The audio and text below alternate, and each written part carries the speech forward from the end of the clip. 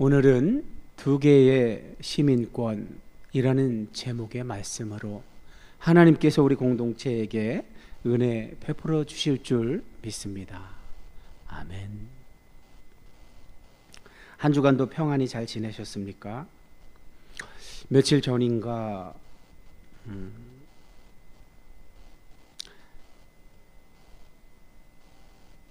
한 유튜브 방송을 보다가 예전에 제가 장신대 석사 때인지 박사과정 때인지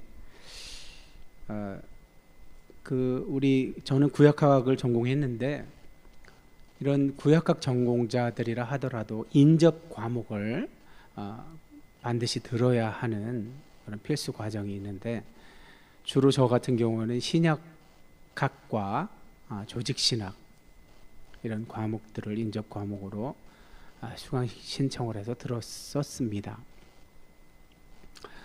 특별히 신약학을 석사 과정 중에도 듣고 박사 과정 중에도 들었는데 그 중에 이제 공간복음을 전공하신 교수님께서 그때 역사적 예수 과목이었을 겁니다. 그때 이제 우리 교수님께서 미국 유학 시절에 보통 이제 우리나라 사람들이 이렇게 유학을 가서 언어를 먼저 하고 가더라도 상당히 어려움을 겪잖아요, 그죠? 우리나라에도 외국 사람들이 와서 함께 공부를 하잖아요. 그럼 이렇게 지켜보면 뭐 약간의 차이는 있지만 굉장히 어려워들 합니다. 그런 것처럼 미국이나 영국에 가서 공부하신 분들이 그 영어 용어 단어를 우리말로 이제 이해를 해야 하잖아요. 그랬을 때 이 마지널이란 용어를 뭐 어떻게 번역하는 것이 가장 좋을까, 어떻게 옮겨야 할까를 고민하셨다고 고백한 것을 들은 적이 있어요. 지금은 은퇴하신 그 최재덕 교수님이신데, 그래 이제 며칠 전 그 방송을 보다가 그 책 제목이 마진인, 이걸 이제 우리말로 어떻게 옮겼냐면 경계인으로 옮겼더라고요. 마지널은 뭐 형용사겠죠. 근데 이제 아주 뭐랄까 경계인이란 번역이 참 유효적절한 번역이었던 것 같아요. 이 저자 백영재라는 분이 서울대학교 인류학과를 졸업하고 미국의 예일대학교에서 문화인류학 박사학위를 받았습니다. 그런데 그는 스스로도 고백했지만 학위를 받은 다음에 미국에 있는 약 20여 개의 대학교에 원서를 냈다고 해요. 만약에 이제 그게 수용이 됐으면 대학 교수가 되셨겠죠.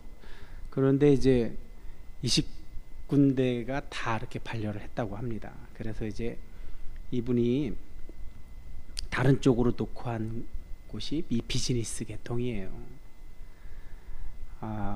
이제 이 알라딘에서 이분렌을 소개하는 글을 어떻게 하냐면, 새로운 가치와 혁신이 싹트는 경계 위에서, 여기서 경계가 마진이에요. 마진. 경계 위에 서서 서로 다른 세계를 연결하는 사람으로 스스로를 정의한다고 이렇게 소개를 해요. 이분이 이제 스스로를 어떻게 개념적으로 이렇게 소개하냐면, 컨설턴트는 비즈니스 분야의 인류학자. 그러니까 이제 컨설턴트는 여러분도 잘 알고 계시죠. 어떤 기업이나 기관들이 이제 체질을 개선하고 혁신을 추구하기 위해서 조언을 해주는 전문가인데, 이분은 인류학을 전공한 자답게 자기는 컨설턴트를 했지만 컨설턴트 회사에도 근무도 했었고 비즈니스 분야의 인류학자라고 그렇게 새롭게 자신을 규정했어요. 이분이 맥킨지 앤드 컴퍼니에 합류해서 첫 거래를 시작한 이후에 커리어를 시작한 이후에 CJ그룹, 블리자드 코리아 대표이사, 구글 글로벌 디렉터, 한국 필립 모리스 대표이사, 넷플릭스 APAC 글로벌라이제이션 헤드를 거치면서 전혀 다른 산업의 경계를 끊임없이 넘나들었다고 합니다. 25년간의 실무 경험과 인류학적 통찰을 결합해 첫 저서 빅데이터도 모르는 인간의 숨은 욕망을 저술했습니다. 그런데 이번에 신간 경계인 AI 시대의 새로운 인재의 조건에서는 흩어진 관점을 연결해서 자신만의 고유한 관점으로 커리어를 만들어 나간 사람들의 독보적인 생존 전략을 담았다고 합니다. 그래서 저는 이제 이 책이 궁금해서 제가 우선 도서관에 있는지 조회를 했더니 출간된 지 한 달여 된 것 같은데 아직도 도서관에 없어서 7월 27일 출간됐군요. 그래서 제가 희망 북스인가 동네 서점, 그러니까 아직 도서관에 비치되어 있지 않은 책을 동네 서점에 먼저 신청을 해서 먼저 받아볼 수 있는 제도가 있어요. 좋은 제도죠. 그걸 통해서 신청해 놓았습니다. 지금 읽어보려고. 어쨌든 제가 이 말씀을 꺼내는 이유는 예수님을 설명하는 용어 중에 어쩌면 낯설기도 하지만 가장 또 적절한 용어가 아닐까. 경계인으로서의 예수님. 우선 먼저 신성과 인성을 동시에 가진 우리 예수님은 하나님으로 우리가 예배하고 경배드려야 할 대상이면서 또한 우리와 같은 몸을 입고 오신 전적인 사람이죠. 이걸 이제 라틴어로는 베레데우스, 베레호모, 참 하나님이자 참 인간으로 이런 용어를 사용해서 설명하는데, 이 조직 신학적 한계라는 건 뭘까요? 한계는 뭘까요? 참 하나님이면 100% 하나님이잖아요. 그럼 인간이 들어설 자리가 없는데 또 참 인간이래요. 참 인간은 100% 인간이잖아요. 그럼 하나님이 들어설 자리가 없고, 유대인들은 이것이 도저히 수용이 안 돼서 예수님을 신성모독으로 십자가에 내어 주었잖아요. 물론 하나님이 허락해서 그렇게 된 일이지만 어찌되었든 이런 예수님을 가장 잘 설명하는 용어인 이 마진, 경계인, 이 우리에게 주는 어떤 깊은 통찰은 제가 늘 반복해서 말씀드리듯이 우리의 사명, 하나님께서 우리를 부르신 이유가 예수님이 했던 일을 바통을 이어받아서 하라고 부른 거잖아요. 지금 우리가 은혜 받고 있는 사도행전에서 바울이라는 인물도 그걸 지금 열심히 잘 수행하고 있는 거고요. 그랬을 때 이런 바울의 사역을 통해서 우리를 깨닫게 하는 건 뭔가요? 경계인, 그죠? 예수님이 참 하나님이면서 참 인간으로서 이 땅에 오셔서 하나님 나라의 비밀을 다 이렇게 손수 말씀으로도 가르쳐 주시고 삶으로 보여주셨잖아요. 복음서를 보면 마태, 마가, 누가는 참 인간에 가깝게 기록이 되어 있고, 요한은 이 새 복음서와 다르게, 그래서 새 복음서를 공관복음이라고 하고 요한만 별도로 두는 이유는 요한은 약간 신성, 참 하나님적 성격을 더 많이 반영해서 기록을 했기 때문에 그렇게 이야기하죠. 그죠? 자, 어찌되었든 참 하나님이시기에 하늘의 일을 너무나도 잘 아시죠. 그런 분이 이 땅에 오셔서 어떤 역할을 하셨다고요? 하나님 나라의 비밀이라는 것이 무엇이에요? 요한복음이 말하는 비밀을 뭐 한마디로 이렇게 딱 정의하기는 어렵지만 제가 붙들은 것은 예수께서 요한복음 10장과 17장 이런 대제사장적 기도에서 반복되는 아버지와 나는 하나라는, 그리고 기도하실 때 저들도 우리와 같이 하나가 되게 하도록 기도하시잖아요. 그런 것처럼 신성의 참여, 그것이 가장 핵심적으로 강조되지 않을까 해서 이렇게 경계에 있는 사람들의 특징은 두 개의 어떤 오늘 제목처럼 말씀의 제목처럼 두 개의 시민권을 가진 자들인 거예요. 하늘 시민의 성격이 있는 거고 또 이 땅에 사는 자로서는 어떤 성격의 시민권이 있는 걸까요? 하늘 시민권을 소유한 자답게 이 땅의 시민으로 살아가는 것, 그것을 성경 전체에서의 하나의 용어로 이야기하자면 제사장 역할이겠죠. 제사장 역할. 그러니까 제사장 역할을 해야 할 사람들은 어느 한 영역의 속성에 테두리 안에 갇혀서 우물한 개구리가 되는 것이 아니라 늘 경계에 있어서 양쪽 영역의 특징을 다 소유함으로써 이쪽도 잘 알고 저쪽도 잘 알아서 예를 들면 이 땅의 사람들에게 하늘의 일을 말할 수 있어야겠죠. 그걸 잘 감당하는 사람들이 바로 경계인이겠죠. 오늘 말씀이 바로 그런 경계에 있는 사도 바울이 하늘 시민권을 소유했다고 그렇게 강조했으면서도 로마의 시민권을 가졌다고 저렇게 담대하게 당당하게 고백하는 모습을 통해서 깊이 생각하지 않는 사람들은 바울은 저렇게 왜 왔다 갔다 할까? 저렇게 목숨을 구걸해도 되는 거야? 이렇게 오해할 수 있을 텐데 그게 아니라는 사실을 한번 오늘 우리가 말씀을 날아가면서 한번 확인해 보자고요. 자, 오늘 시작하는 말씀입니다. 이 말하는 것까지 그들이 듣다가 소리질러 이르되, 여기서 이 말하는 것이 뭘까요? 이 말이 뭘까요? 요 앞에서 바울은 자신의 동족을 너무나 사랑해서 자신은 율법, 자꾸 제가 이제 율법이라는 번역어보다는 원문인 토라를 사용하려고 하는 이유를 여러분 잘 알죠? 율법은 너무 협소한 번역이기 때문에 자꾸 토라, 원문에 있는 용어를 그대로 가져오려고 합니다. 자, 유대인들이 토라를 잘못 이해해서 바울을 배신자로 여겼잖아요. 그런데 바울은 배신자가 아니잖아요. 우리가 잘 알다시피 율법을 그동안 유대인들이 잘못 해석해 왔죠. 민속적 메시아 사상 때문에 메시아는 다윗의 후손으로 오시고 또 다윗과 같은 어떤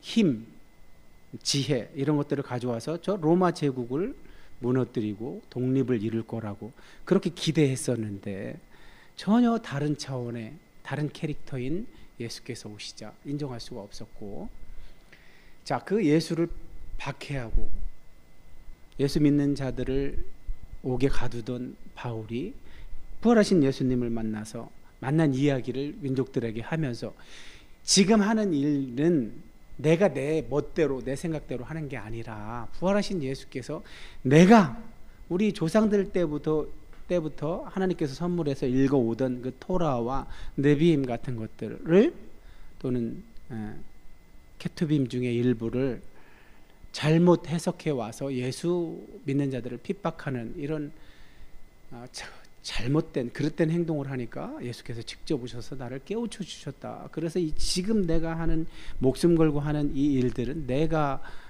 계획해서 내 뜻대로 하는 일이 아니라 예수님이 내게 사명을 부여하셨고 또 예수께서 지금 우리 곁에 안 계시잖아. 안 계시니까 그분은 하나님 우편에 계시잖아. 그래서 대신 보혜사 성령으로 와 계신 분이 나를 주도해서 이끌어 가시는 거다 하고 자신의 정체성과 사명을 이야기했는데 진짜 이 속에 있는 것까지 다 끄집어내서 실제로 경험한 이야기를 함에도 불구하고 그들은 수용하지 않았죠. 그래서 여기서 말하는 것은 바울이 자신에게 있었던 일을 등장시켜서 호소한 그것이죠. 근데 그들이 듣다가 소리질러 말했대요. 이러한 자는 세상에서 없어버리자. 살려둘 자가 아니다. 자, 저들은 자신들이 잘못 알고 있다는 사실을 망각하고 오히려 자신들이 믿고 싶은 대로 저걸 확증 편향이라고 하죠. 믿고 싶은 대로 믿어버리고 바울의 말을 듣지도 않고 다시 죽이려고 해요. 그런 의미로 옷을 벗어 던지고 띠끌을 공중에 날리는, 저 구약 성경에서부터 나오는 어떤 관습이잖아요. 자, 이 군중, 제가 군중 심리, 오늘날 우리 사회에서도 있는 특별히 오늘날 전 세계적으로 약 우경화되는 그런 경향이 있는데, 그 우경화되는 경향 속에서 소수의 이익 집단에 의해서 선동되어서 저렇게 잘 선동돼서 생각하지 않고 폭력적이 되는 저런 군중 심리를 알기 위해서 저쪽에 전문가들이 소개하는 책들도 읽어보고 해서 여러분에게 칼럼 시간에 소개한 적도 있지만, 지금 바로 이 성경 속에 나오는 자들이 바로 그런 군중 심리의 역학에 의해서 지금 반복적으로 사도행전에서 나오고 있잖아요. 먼저는 에베소 때 그랬잖아요. 이익 집단의 그 귀신 들린 여종을, 그건 빌립보에서군요. 빌립보에서 귀신 들린 여종을 귀신 쫓아냈을 때 사람들이 선동해서 자신들의 이익이 침해를 받자 고발해서 바울이 매를 맞는 상황이었고, 에베소에서는 에베소 부적이라는 것이 그 시대에 굉장히 유명했다고 했잖아요. 그리고 아데미 신상, 이걸 사용해서 그 에베소에서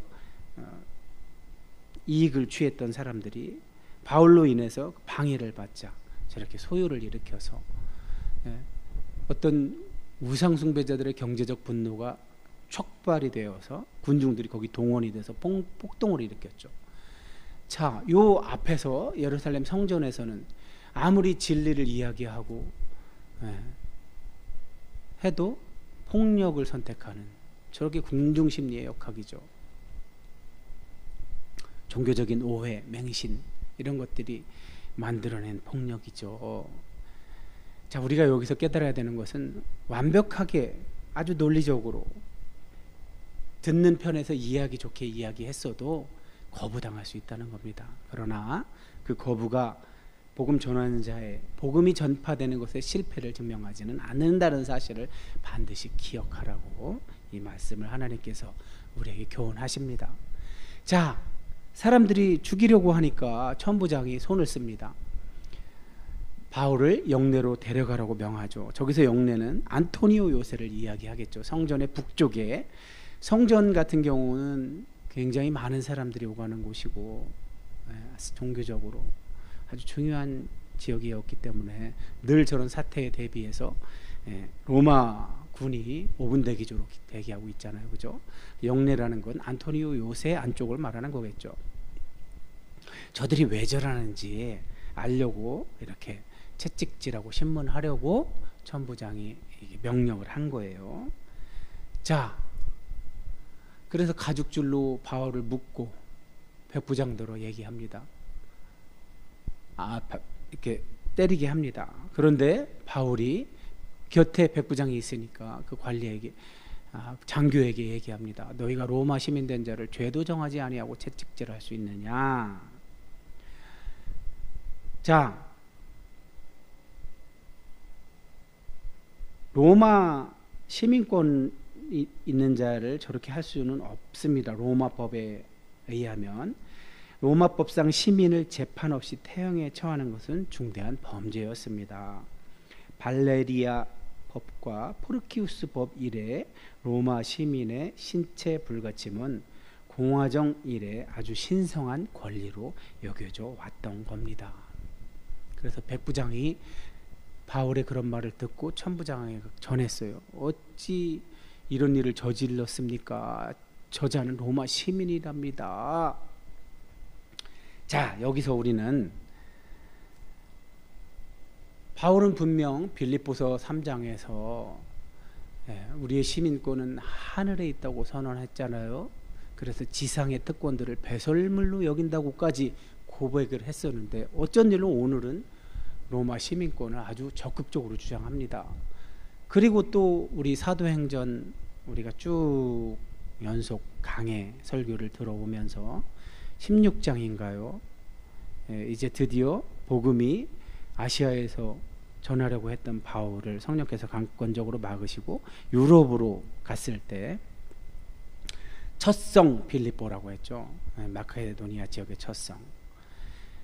빌립보에서 바울이 루디아라는 기도처에서 기도하는 사람에게 사람을 동역자로 얻죠. 그리고 나서 다시 길을 가다가 귀신 들린 여종을 귀신 쫓아내준 대가로 그에게 온 것은 그 이익의 침해를 받자 바울을 그 로마에 고발하죠. 그래서 묻지도 따지도 않고 바로 옷을 벗기고 때렸죠. 그때는 바울이 왜 이렇게 시민권 이야기를 하지 않았을까요? 그때는 안 했으면서 여기선 이야기를 해요. 자, 이런 상황들을 항상 텍스트라는 건 컨텍스트를 가지고 있어요. 콘이라는 게 함께잖아요. 함께라는 접두사. 그래서 그 맥락 안에서 읽으려 해야 돼요. 맥락을 떠나서 읽으면 잘못 해석할 확률이 매우 높아요. 자, 지금 바울이 빌립보에서는 사용하지 않았던 로마 시민권을 여기선 이야기해요. 근데 이건 모순이 아니에요. 바울은 지상의 시민권에 궁극적인 정체성을 두지는 않았어요. 로마 시민권을 자랑하지도 않고 그걸 태어나기도 전에 가졌다고 해서 그걸 잘 활용해서 자신의 안위를 도모하지도 않았어요. 그러나 하나님 나라 복음을 전하는 데 있어서 그것이 유용한 도구로 쓰임받을 때는 주저없이 사용하는 거예요. 이게 지혜라는 겁니다. 이게 지혜. 자, 우리 두 시민권을 가진 자들, 하나님 나라 복음을 맛보고 누리고 전하는 제사장적 사명을 감당하는 자들은 이런 지혜의 양면성을 잘 알아서 이런 자유의 제한과 또 사용을 지혜롭게 사용해야 돼요. 앞에서 바울은 자신의 동족들을 어떻게든지 구원받게 하려고 자긴 자유하지만 그들을 위해서 다시 토라의 규정을 지키게 되잖아요. 정결 예식을 행하잖아요. 이런 것처럼 자기 자유를 사랑을 위해서 제한받아요. 그러나 여기서는 또 복음을 위한 권리로 사용을 해요. 자기가 빌립보에서처럼 그냥 이게 하나님의 뜻인가? 왜 내게 이런 일이 생기지? 아직 하나님의 뜻을 모를 때는 그냥 그저 당하죠. 그죠? 나중에야 깨닫죠. 그죠? 그러나 여기서는 로마에서의 어떤 성령께서 강권적으로 그곳으로 인도하려는 그런 인도하심과 자신에게 남겨진 사명을 위해서 이대로 폭력에 노출되지 않고 그것을 시민권으로 저항합니다. 적극적으로 그 시민권을 행사하는 거죠. 여기서 우리가 제사장 역할을 하는 사람은 이 땅에서 사명 감당하는 동안 지혜로워야 한다는 사실을 알게 됩니다. 자, 자기 자신에게 허락된 그 자유, 예수께서 메시아로 오셔서 하신 일 덕분에 생긴 그 자유를 궁극적 가치로 삼지 않되 주어진 그 자유를 복음을 위해서 아름답게 선하게 사용하는 이런 하늘의 지혜를 가진 자들인 만큼 그것을 잘 사용해야 된다는 그런 교훈을 오늘 말씀이 주는 겁니다. 자, 천부장이 백부장의 말을 듣고 바울에게 말합니다. 네가 로마 시민이냐? 그 바울이 그렇다. 그러니까 천부장이 자기도 로마 시민권이 있지만 나는 돈을 많이 들여서 이 시민권을 샀지만 넌 어떻게 된 거냐? 어떻게 그런 귀하고 값진 것을 얻었느냐? 로마 시민권을 가진다는 것이 저 당시 로마 제국 내에서 얼마나 많은 권리를 가질 수 있는지가 잘 나타나 있는 거예요. 근데 바울은 나면서부터래요. 자기 공로가 아니라 조상 때부터 그렇게 돼 있다는 거예요. 자, 여기서 우리가 좀 전에도 이야기했지만 지혜가 필요하다고 했잖아요. 이 하늘 시민권을 가진 자가 먼저 하나님 나라를 맛보고 누린 다음에 그걸 전할 때에 어떤 자세로 해야 되냐면, 자, 지금 저런 어떤 근본주의 진영이 실수하는 게 뭐예요? 세상의 법과 제도는 무조건 악하니까 무조건 터부시하는 그런 태도, 그래서 냉소와 배격, 이런 자세도 옳지 않고, 그렇다고 해서 또 이런 세상의 어떤 권력, 스펙, 그런 것에 집착해서 그걸 자랑스러워하는 우리 한국 사회는 어떤 거예요? 서울대, 삼성전자. 안타까운 게 이렇게 수능 기도 이런 것들 다. 제가 잠깐 여담을 말씀드리면, 제가 건강을 위해서 가고 있는 그 수영장이 있어요. 그곳은 대전 지역에서 약간 중산층에 해당하는 시민들이 오는 곳인데, 그러다 보니까 어떤 삶의 여유가 있어서인지 또 그 생활권 자체가 어떤 사교육이 좀 발달한 곳이에요. 서울로 치면 뭐 강남과 같은 곳이라고 할까요? 그러다 보니까 아이들 이렇게 막 학생들이, 중학생들이 우리 같은 이제 우리 반에서 함께 수영하다가 안 보이는 날에 물어보면 그 가족이 이제 함께 수영을 하니까 오늘 누구누구 왜 안 왔어요? 하면 학원 갔습니다. 이런 말을 자주 해요. 그래서 그걸 변명 삼아서, 누구 집 아들은 어릴 때부터 이런 게 이렇게 잘 돼 있는데 우리 아이들은 부족해서 뭐 이렇습니다 하고 이야기해요.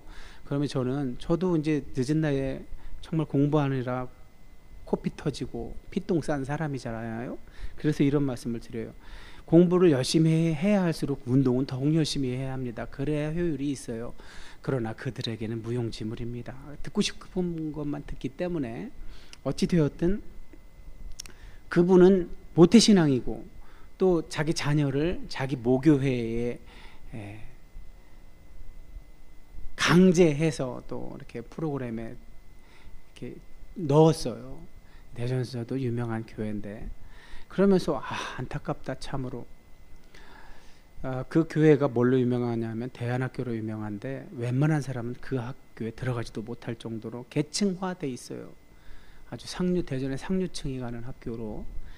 참 안타깝지만 어쨌든 하늘 시민으로서 이 땅에서 하늘 시민권을 가진 자가 제사장 역할을 어떻게 하는지에 대한 두드러진 오해죠. 저건 승리주의 번영신학이잖아요. 예수님의 방식과 전혀 다른 거예요. 그렇다면 정답은 뭐예요? 지혜로운 선용이죠. 바울처럼 로마 시민권을 자랑하지는 않았지만 필요할 때 적절하게 사용하는 것.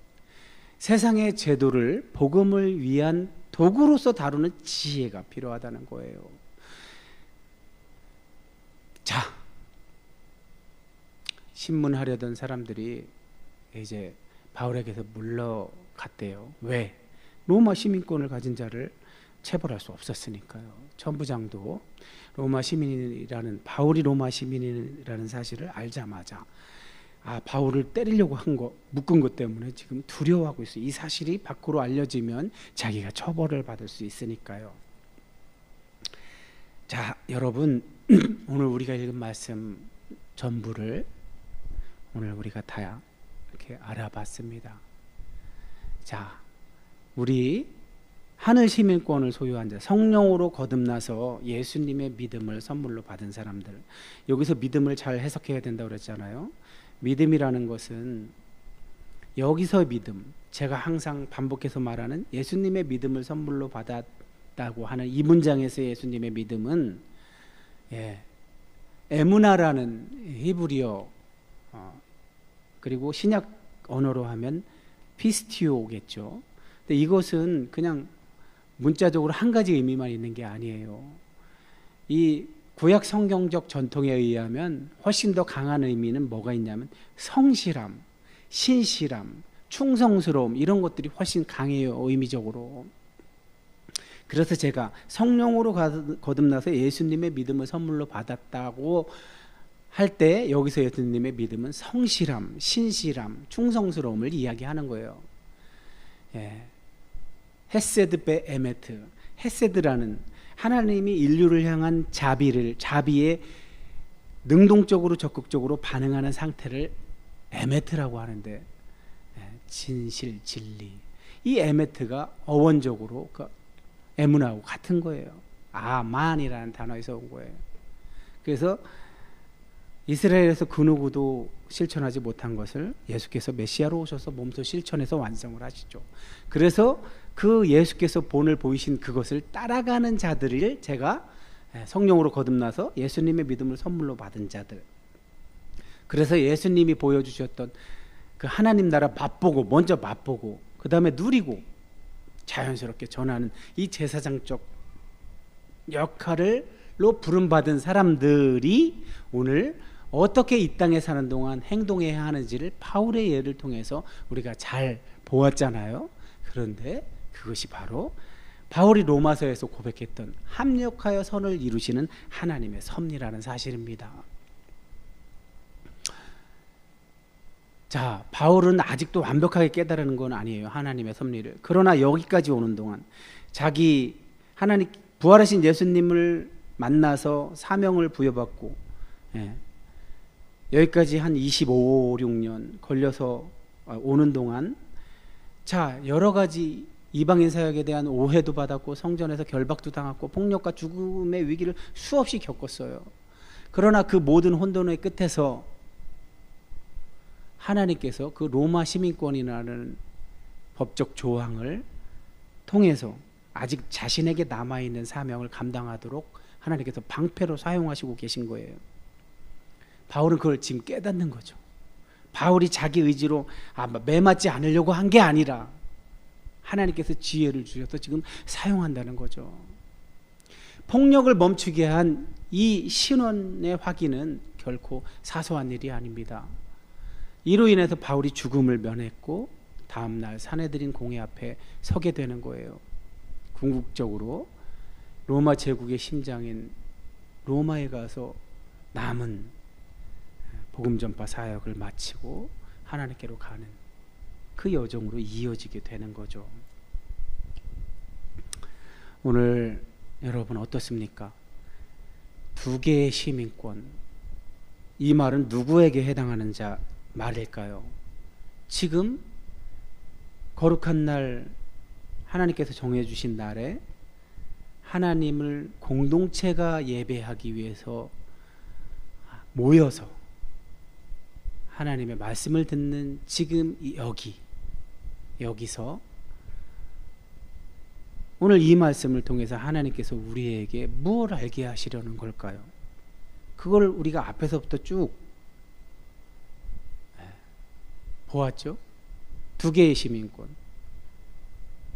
하늘나라 시민과 지금 대한민국, 지금 대전에서 예배게 드리고 있는 이 오프라인에서 예배게 드리고 있는 저와 저밖에 없군요. 여기는 또 온라인은 어디서 들을지 모르지만 각자가 이 땅에서 속한 그곳, 국적이 있고 시민권이 있는 그곳, 저의 경우는 대전이겠죠.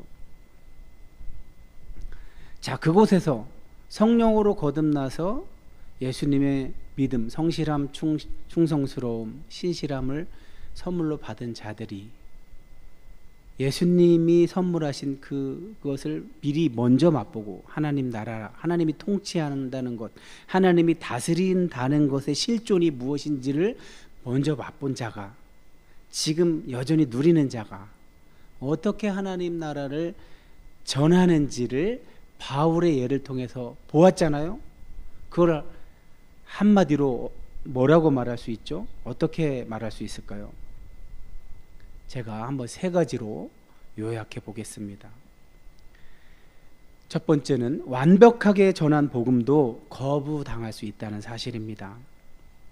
그런데 그 거부당함이 우리의 실패를 증명하지는 않습니다. 씨 뿌리는 자의 비유처럼 좋은 씨가 모든 땅에서 열매 맺는 것은 아니기 때문입니다. 두 번째는 그리스도인은 세상의 법과 제도를 냉소적으로 대하거나 아니면 반대로 무조건 활용하는 두 극단 사이에서 그것을 복음을 위해 하나님 나라 복음을 전하는데 지혜롭게 사용하는 제3의 길을 배워야 합니다.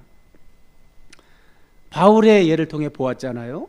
로마 시민권을 자랑하지는 않았지만 필요할 때는 정확하게 사용했잖아요. 그죠? 마지막으로 세 번째, 우리가 가진 여러 가지 지위, 권리, 예를 들면 대한민국 국적, 또 내 지금 현재 신분, 어떤 자격, 이런 것들은 모두 값없이 받았거나 값을 치르고 얻었거나 결국 잠정적인 것들입니다. 우리의 궁극적인 시민권은 하늘에 있다는 그 사실을 우리가 붙들어야겠죠. 우리는 이 지상의 것들에 집착하지도 또 그것들을 경멸하지도 않는 자유를 얻습니다. 자, 저 앞에 21장 17절에부터 에서부터 시작된 긴 이야기, 동족들의 오해, 폭력, 또 로마 제국의 병사들의 결박, 또 변증, 또다시 폭력, 이런 것들은 오늘 한 시민의 신원 확인으로 일단락이 됩니다. 그러나 이 결말, 오늘의 결말은 결코 사소하지 않습니다. 하나님은 로마의 법조항 하나까지도 당신의 종을 지키고 다음 걸음 로마로 향하는 여정으로 인도하는 도구로서 사용합니다. 자, 그래서 결국 바울은 마침내 산헤드린 앞에 서게 됩니다.